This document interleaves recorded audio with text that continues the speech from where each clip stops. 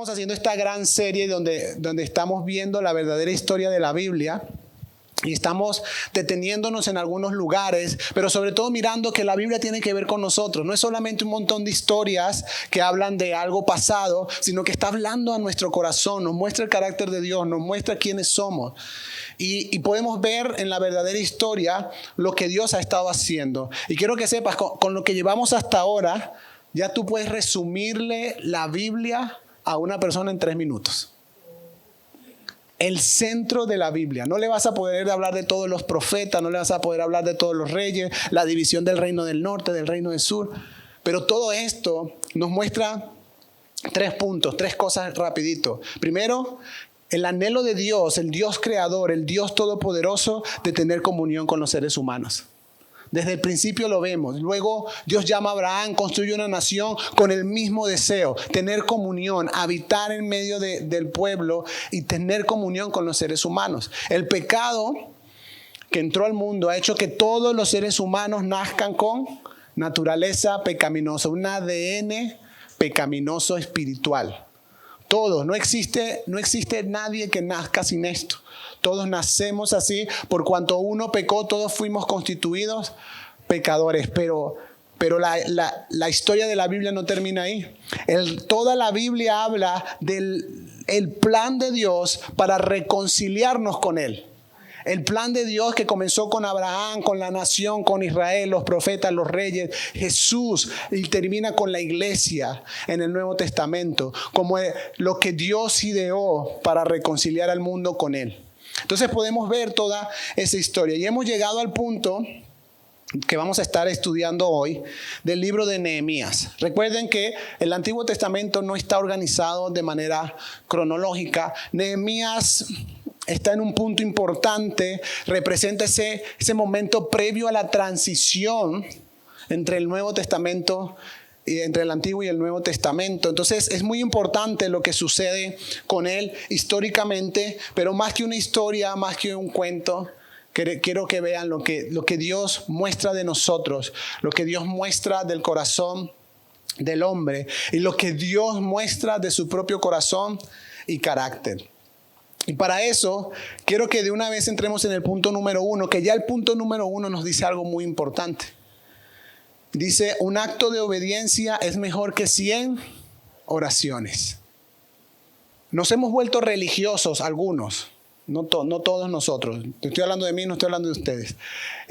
Y a veces creemos que sí, que es chévere orar y quiero que sepas, vamos a hablar de eso. Necesitamos orar de día, de noche, necesitamos presentarnos delante de Dios. Pero si no estamos dispuestos a obedecer lo que Dios nos dice, un acto de obediencia es mejor que 100 oraciones. La oración tiene poder. No quiero que me malinterpretes. La oración tiene poder. Pero vas a ver en lo que vamos a estudiar hoy que el acto de obediencia es mucho más poderoso cuando va sumado con la oración. Pero muchos solo oran y no avanzan, no caminan, no obedecen, no se alinean a la voluntad de Dios. Entonces, Nehemías empieza su historia.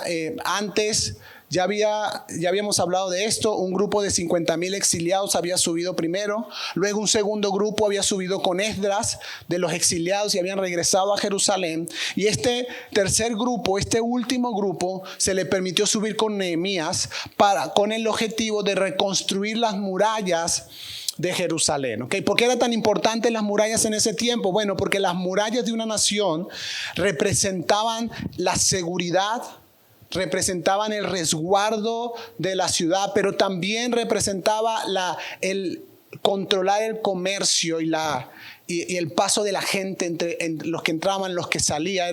Era un tema de poder para la nación.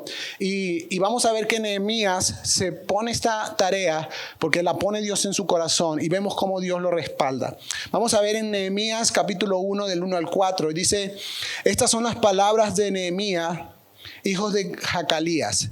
En el mes de Quisleu del año 20. Estando yo en la ciudad de Susa, llegó Hananí, uno de mis hermanos, junto con algunos hombres de Judá. Entonces pregunté por el resto de los judíos que se habían librado del destierro y por Jerusalén. Ellos me respondieron: los que se libraron del destierro y se quedaron en la provincia están enfrentando una gran calamidad y humillación. La muralla de Jerusalén sigue derribada, con sus puertas consumidas por el fuego. Versículo 4 dice: al escuchar esto me senté a llorar. Los hombres también lloran. Llorar no es debilidad. Yo sé que nos enseñaron eso, pero llorar no es debilidad. Llorar no fue una emoción que nos dio el mundo o el enemigo. Es una emoción dada por Dios, es una expresión dada por Dios que sana, que necesitamos. No estoy diciendo que ahora nos volvamos unos llorones todos, pero lo necesitamos. Lo necesitamos. Dice: al escuchar esto me senté a llorar, hice duelo por algunos días, ayuné y oré al Dios del cielo. Yo no sé cómo reaccionas cuando recibes una mala noticia. La mayoría de nosotros estamos ok, ¿qué hay que hacer? ¿Cómo solvento? ¿Cómo soluciono? Pido prestado, busco aquí, busco allá, hago esto, hago lo uno, hago lo otro, hago una nota, le escribo a tal persona. Pero me sorprende Nehemías, porque lo que se estaba enterando era algo cercano a su corazón. Le duele tanto que se sienta a llorar y dice por algunos días, y luego ayuna y ora, porque él sabía por su educación, por su cultura, porque conocía al Dios de su pueblo, que Dios no era una última opción para resolver las cosas, era su primera opción. Lo primero que hizo fue orar. Lloró, se expresó sus emociones, pero oró a Dios y le pidió a Dios de su gracia. Y quiero que veas su oración, porque es muy diferente quizás a las oraciones que escucho hoy, a las oraciones que se escuchan hoy en la iglesia moderna. Nehemías 1 del 5 al 11 dice: le dije: Señor, Dios del cielo, grande y temible, que cumples el pacto y eres fiel con los que te aman y obedecen tus mandamientos, te suplico que me prestes atención, que fijes tus ojos en este siervo tuyo, que día y de noche ora en favor de tu pueblo Israel. Y quiero detenerme ahí un momento. ¿Qué hacía Nehemías según lo que está diciendo? Oraba de día y de noche, pero sin embargo no lo vemos a él con una actitud orgullosa, soberbia, decirle: Señor, yo oro de día y de noche, deberías escucharme. ¿Qué le dijo? Te suplico que me escuches. Yo sé que tú eres el Dios grande y temible, y sé que puedes escucharme. Te suplico que lo hagas. No estás obligado, no me debes nada porque yo estoy orando de día y de noche por Jerusalén. No me debes nada porque estoy cumpliendo con lo que tengo que cumplir. Te suplico que me escuches. Y sigue diciendo: confieso que los israelitas, entre los cuales estamos incluidos mi familia, ¿y quién más? Y yo, hemos pecado contra ti. Él estaba muy claro. Él no está diciendo: Señor, oye, oro por mi familia que están todos perdidos. Todos están, ninguno de ellos va para la iglesia. No, Señor, yo como ellos también nos hemos rebelado contra ti, hemos pecado contra ti. Dice: te hemos ofendido y nos hemos corrompido mucho. Hemos desobedecido los mandamientos, estatutos y leyes que tú mismo diste a tu siervo Moisés. Recuerda, de nuevo dice la palabra, te suplico lo que dijiste a tu siervo Moisés. Si ustedes son infieles, yo los dispersaré entre las naciones. Pero si se vuelven a mí, obedecen y ponen en práctica mis mandamientos, aunque hayan sido llevados al lugar más apartado del mundo, los recogeré y los haré volver al lugar que escoja como residencia de mi nombre. Ellos son tus siervos y tu pueblo, al cual redimiste con gran despliegue de fuerza y poder. Versículo 11: Señor, te suplico que escuches nuestra oración. Y es que veo demasiada diferencia. Porque él está diciendo: Señor, tú le dijiste a Moisés que cuando pecáramos y fuéramos dispersados, si nos arrepentimos, pero ustedes no ven a Nehemías diciendo: yo reclamo esa promesa. Tú dijiste, así que lo reclamo en el nombre de, no estaba Jesús ahí, pero en el nombre de Dios. Señor, tú le dijiste a Moisés que si pecábamos íbamos a ser dispersados, pero que si nos volvíamos a ti nos ibas a volver a recoger. Te suplico que me oigas. Yo sé que tú eres fiel, pero yo no soy nadie para exigirte que hagas las cosas. No sé si estamos viéndolo. Y hoy pareciera como si Dios fuera siervo del cristiano. Yo reclamo, yo arrebato, yo ordeno, yo ato, yo desato. Reclamo esta promesa. Tu palabra dice que el carro es mío. Necesitamos volver a la humildad del siervo que se humilla delante del Dios Todopoderoso y dice: Señor, te suplico que me oigas. Yo sé que me oyes, pero yo necesito entender. Te suplico que atiendas a la voz de mi clamor. Tu palabra dice, sí, pero... Y él se lo dijo, tú le dijiste, en la ley está escrito. Somos tu pueblo, somos tus siervos. Pero te suplico que me escuches. Somos tus siervos y nos complacemos en honrar tu nombre. Y te pido que a este siervo tuyo les concedas tener éxito y ganarse el favor de este hombre. Entonces, Nehemías hace esta oración. De nuevo, Nehemías está muy claro en cuál es su lugar y cuál es el lugar de Dios. Y se humilla delante de Dios y le pide a Dios ayuda, le pide a Dios de su gracia. Dios le da gracia ante el rey Artajerjes para esto, ¿no? Y quiero decirte algo que tengo anotado acá. Yo sé que no toman nota, pero tienen buena memoria. Igual, entonces, escuchen, la oración sin acción es una pérdida de tiempo. Imagínense a Nehemías, después de hacer esta oración tan profunda, tan de corazón contrito, humillado, y Dios le dice: bueno, Nehemías, vamos a darle. El rey, el Artajerjes, le dio cartas, le abrió el camino, le dio recursos, le permitió subir con el pueblo. Y que Nehemías dijera: no, Señor, pero ya va, yo estoy ocupado. Yo ahorita no puedo.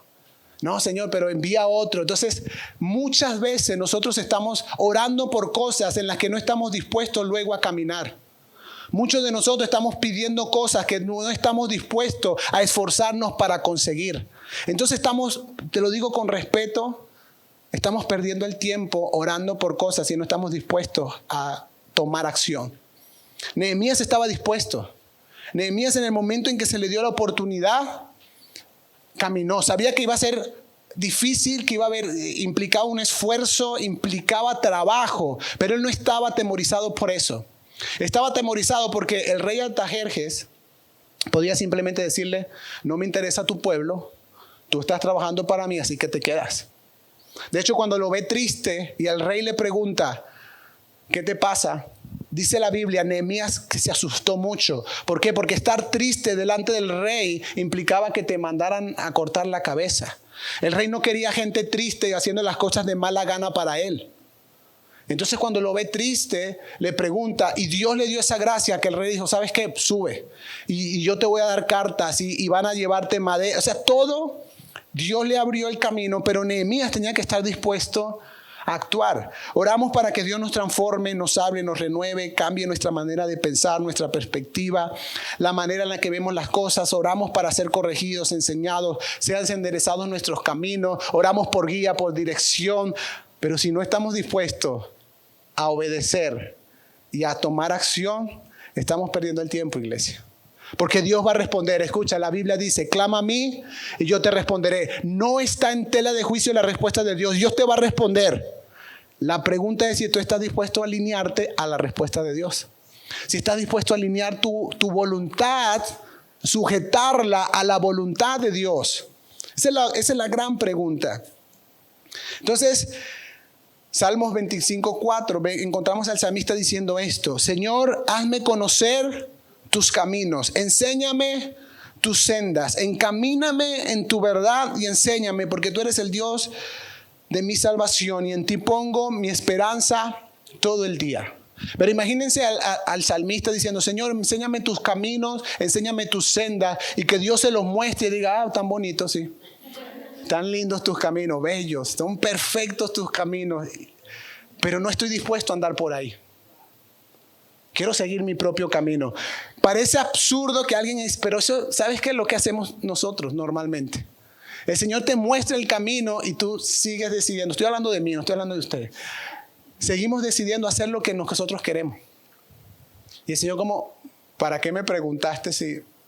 ¿Verdad? Entonces, de nuevo, Nehemías tenía ese corazón dispuesto a obrar, tenía ese corazón dispuesto a obedecer, tenía ese corazón dispuesto a esforzarse. Ahora, punto número 2, algo que nos enseña mucho el libro de Nehemías. Orar y actuar. De nuevo, la oración, iglesia, la oración va unida a la acción. Así funciona la fe. La fe sin obras es muerta. La fe implica acción. Yo me arrodillo, me siento, leo mi Biblia, oro, le pido a Dios y me levanto a tomar acción. Me levanto a tomar decisiones. Me levanto a caminar en el camino que el Señor me presenta. Ahora, orar y actuar no significa cero oposición. Que a veces tenemos como esto, bueno, si la oposición se levanta es que no era de Dios.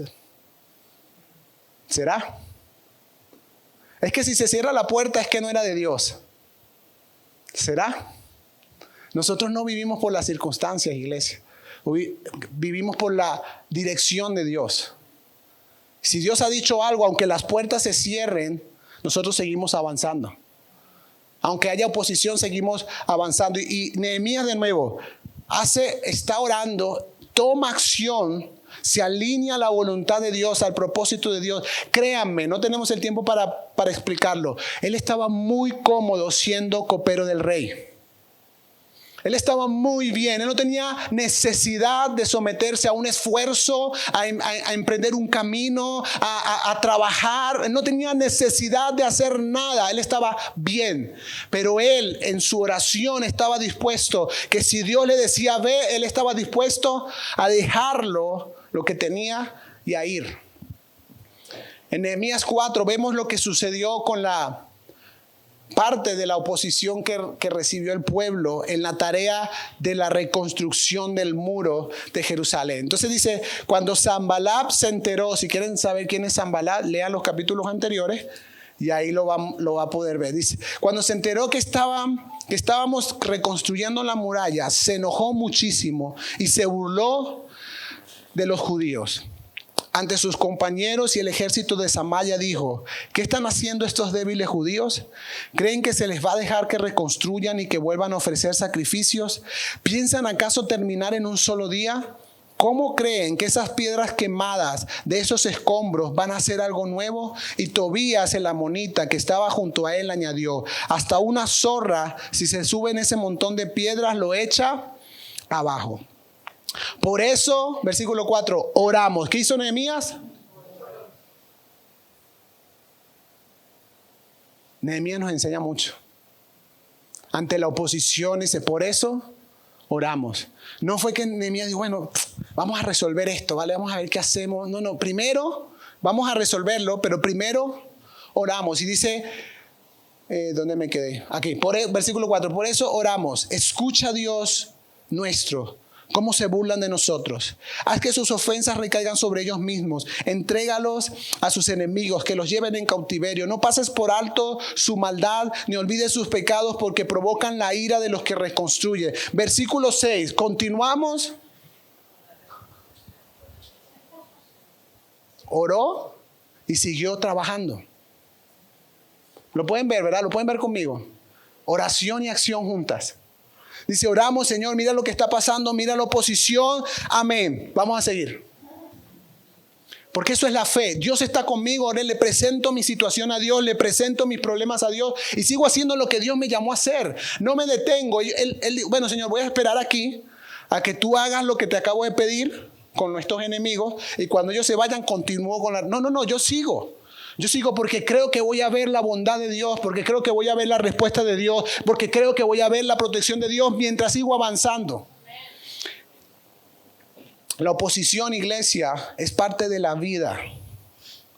Siempre la vamos a encontrar en el camino y sobre todo mucho más cuando estamos haciendo lo que Dios quiere que hagamos.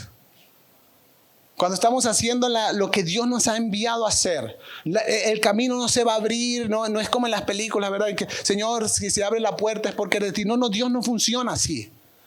Dios abre puertas, cierra puertas, pero Dios no está esperando que tú veas la circunstancia para ver qué hacer. Dios quiere que avances y vayas siguiendo la instrucción de su voz.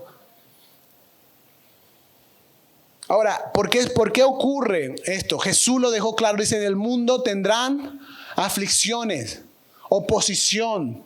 Le digo a sus discípulos, yo los envío como ovejas en medio de manada de lobos. O sea, esto no iba a ser fácil. Nunca Jesús dijo que les iba a ser fácil el camino. Pero estas situaciones son cosas que prueban nuestra fe y forman nuestro carácter.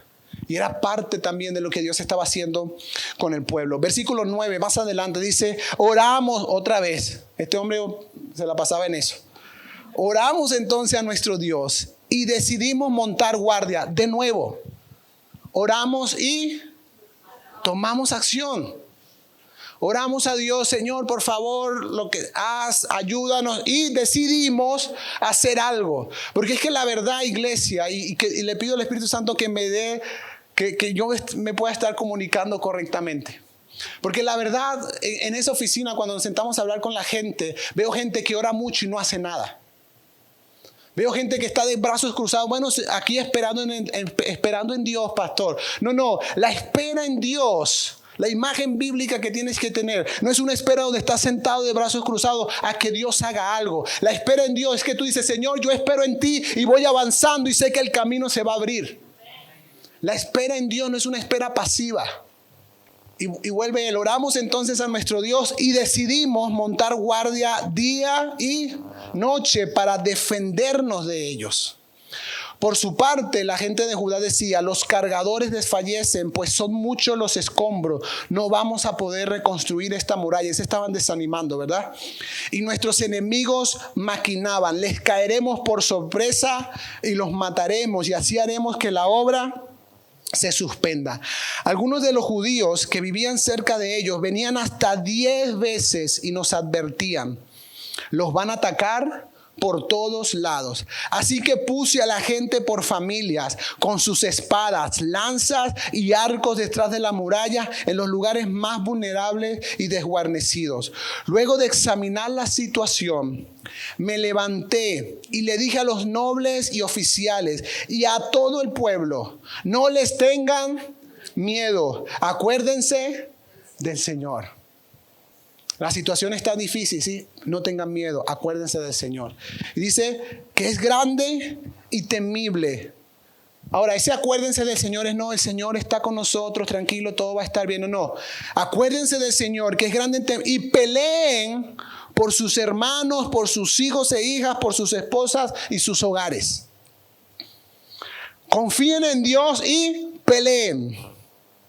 Confíen en Dios y esfuércense. Confíen en Dios y hagan lo que tengan que hacer. Una vez que nuestros enemigos se dieron cuenta de que conocíamos sus intenciones y de que Dios había frustrado sus planes, todos regresamos a la muralla, cada uno a su trabajo. Iglesia, sin esfuerzo no hay recompensa. Dios desde Josué lo dijo, esfuérzate y sé valiente.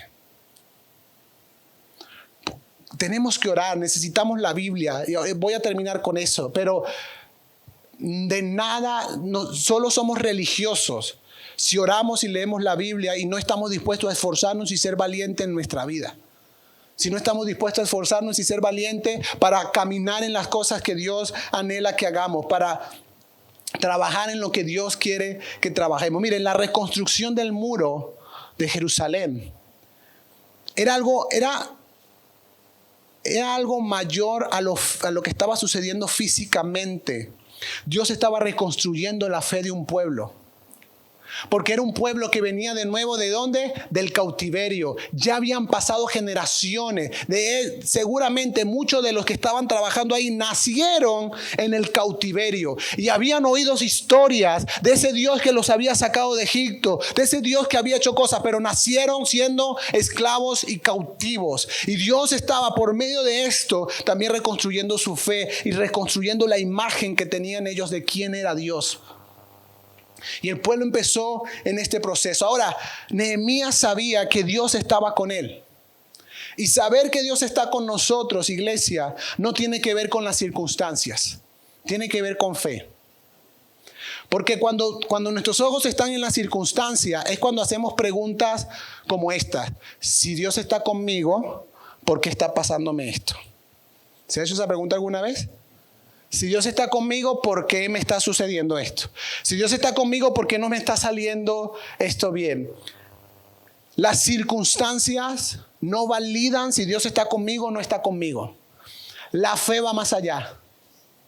La fe dice, Dios está conmigo aunque esté pasando lo que esté pasando a mi alrededor. Dios está conmigo aunque estén en medio del valle. Dios está conmigo aunque estén en medio del desierto. Yo sé que Dios está conmigo en las aguas, en el fuego, en cualquier circunstancia. Los primeros cristianos, cuando iban a ser quemados vivos en la hoguera, sabían que Dios estaba con ellos aunque iban a ser quemados. No es un tema de circunstancia, es un tema de convicción. ¿Dónde están puestos mis ojos? Ellos sabían que Dios estaba con ellos y que eso lo que les iba a pasar, Dios lo estaba permitiendo. Vamos a ver después en la historia de Nehemías que la oposición no es solo esta vez. En el capítulo 6 vuelve a aparecer, parte del capítulo 7. Pueden leer el libro completo. Pero vemos a Nehemías de nuevo, una y otra vez. Oraba y actuaba.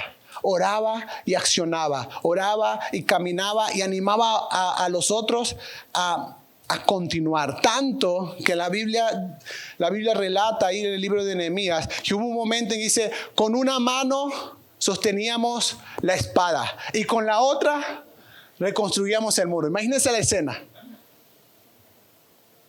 Era Nehemías y la inspiración que había dado al pueblo de Dios está con nosotros, pero no quiere decir que no nos esforcemos. Va a ser difícil, pero Dios nos va a dar la victoria. Peleemos y reconstruyamos. Era una mano aquí y otra mano allá.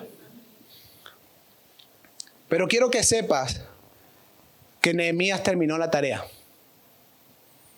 Que el pueblo terminó la tarea a pesar de la oposición, a pesar de las burlas, a pesar del peligro que representaban, terminaron la tarea.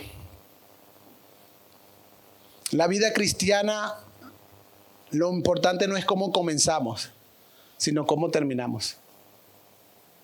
Por eso requiere esfuerzo y valentía. Dios se ha comprometido, iglesia, a perfeccionar su obra en nosotros. No lo digo yo, lo dice la Biblia. Dios ha dicho, yo voy a terminar la obra que comencé en ti. Y nuestra parte es confiar en Dios en medio de los procesos. Es confiar en Dios en medio de la circunstancia y alinearnos a su voluntad. Y quiero llevarte a lo último de este mensaje. Después puedes leer todo el libro. Nehemías nos enseña muchísimas cosas de administración, de liderazgo, muchísimo. Pero me voy a enfocar en esto. Número 3, el pueblo escuchó la lectura de la palabra de Dios. Y te lo voy a resumir. ¿Qué pasó con el pueblo? Bueno, voy a leer desde el versículo, perdón que me como unos versículos. Versículo 8. Capítulo 8, versículo 8. Dice, bueno, antes el sacerdote Esdras toma el libro de la ley y empieza a leerlo a todo el pueblo. Y comienza, el versículo 8 decía, ellos leían con claridad el libro de la ley de Dios y lo interpretaban de modo que se comprendiera su lectura. Al oír las palabras de la ley, la gente comenzó a llorar.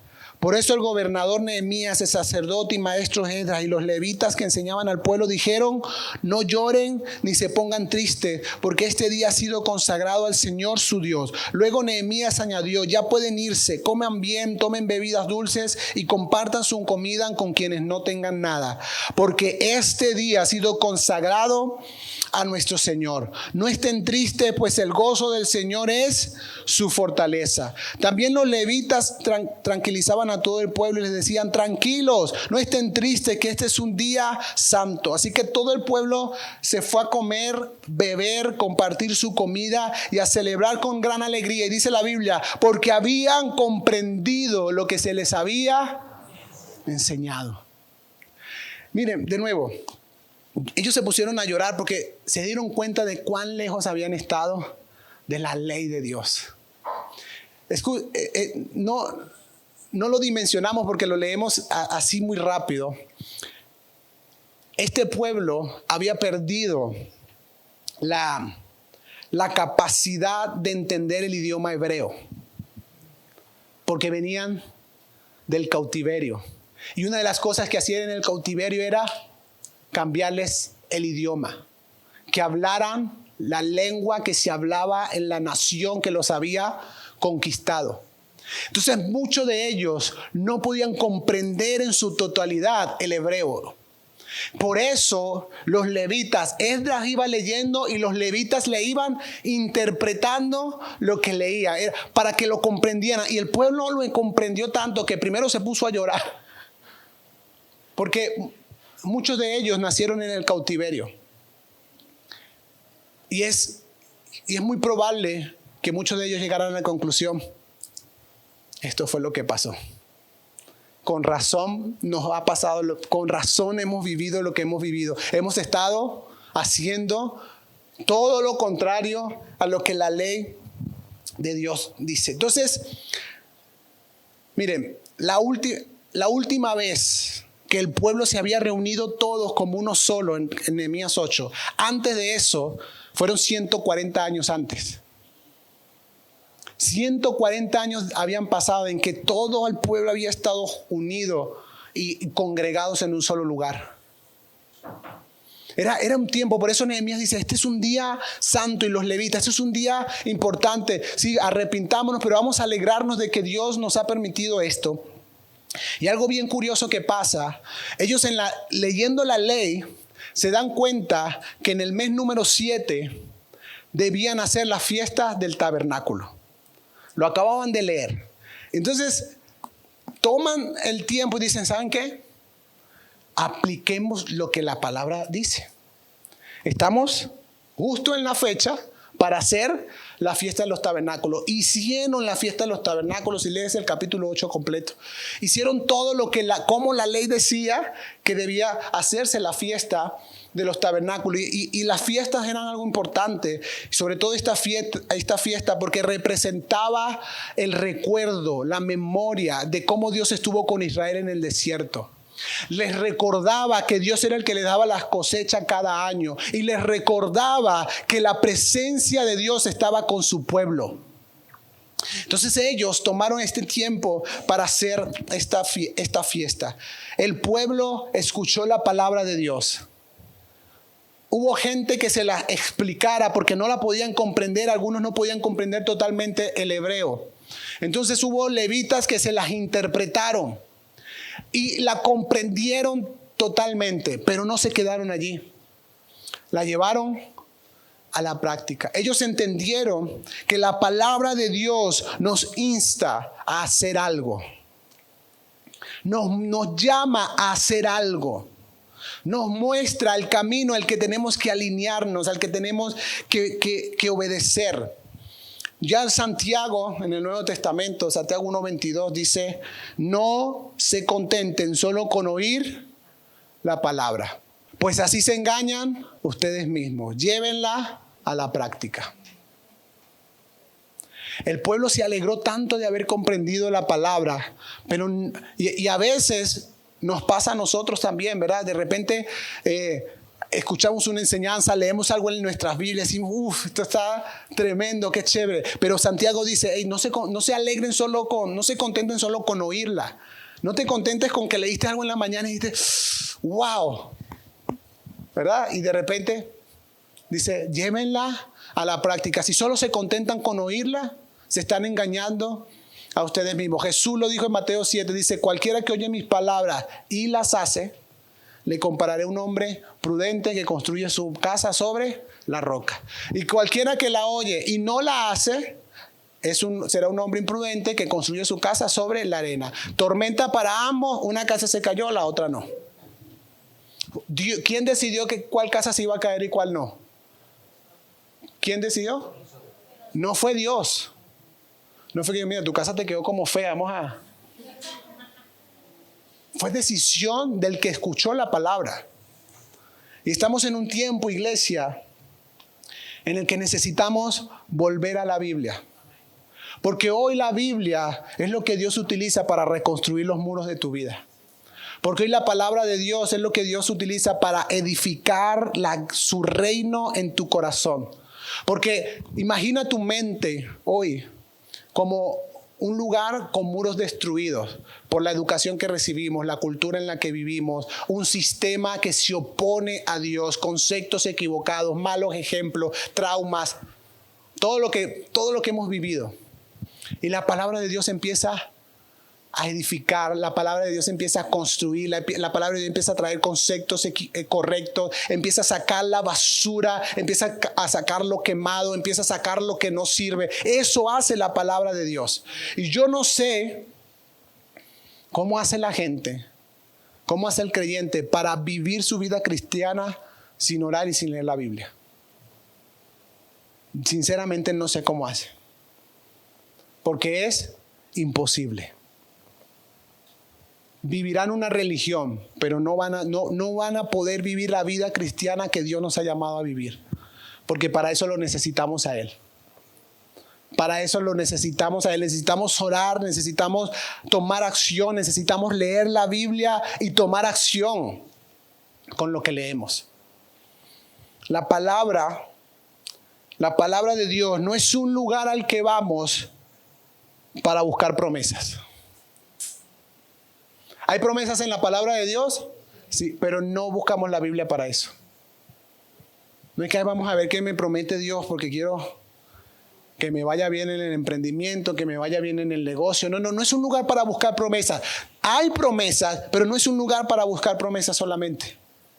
La palabra de Dios está diseñada para mostrarte los caminos que Dios tiene, para mostrarte cuál es la voluntad de Dios y que tú decidas alinear tu voluntad a la de Él.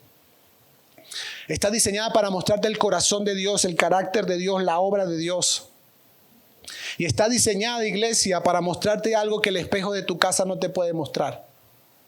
El estado de tu corazón, tus verdaderas intenciones, la maldad que hay dentro de ti y dentro de mí.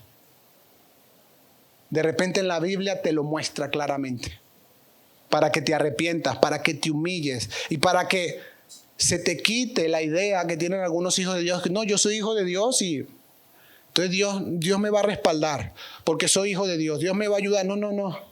Que volvamos a la humildad, a la pobreza de espíritu, que reconoce a Dios como el soberano sobre los reyes de la tierra, que se humilla ante Dios y dice, Señor, ayúdame con esto. No es Señor, te exijo, Señor, yo arrebato, Señor, no. Señor, te suplico, ayúdame con esto.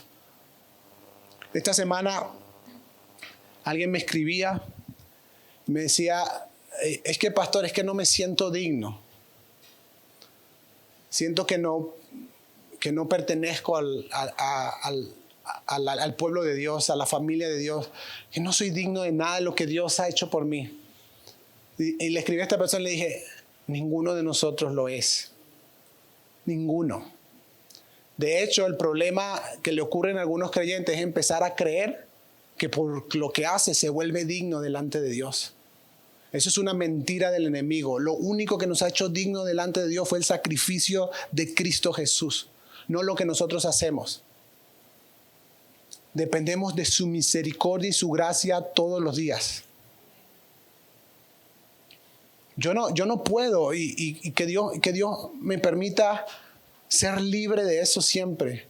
Yo no puedo tomarme una mañana, arrodillarme en mi casa y decir, Señor, aquí está el pastor de la iglesia. Tengo tantos años pastoreando, tantos años escuchando a la gente, tantos años, Señor, mira lo que he hecho. Mira, leo la Biblia todos los días, oro, tengo tantos ayunos en el año, he leído tantos libros. Así que te exijo.